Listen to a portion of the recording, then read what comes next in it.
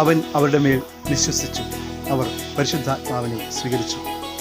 പെന്തക്കോസ്താ ദിനത്തിൻ്റെ ദൈവാനുഗ്രഹം എല്ലാ വ്യക്തികൾക്കും ഏറ്റവും സ്നേഹപൂർവ്വം നേരുകയാണ്, ആശംസിക്കുക.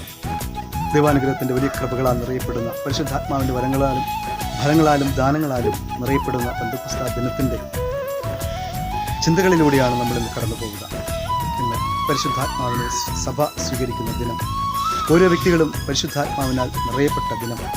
സർവോപരി പത്രോസിൻ്റെയും ശിഷ്യന്മാരുടെയും വാക്കുകളിൽ പരിശുദ്ധാത്മാവ് മറ്റുള്ളവരിലേക്ക് നിറഞ്ഞ ദിനം.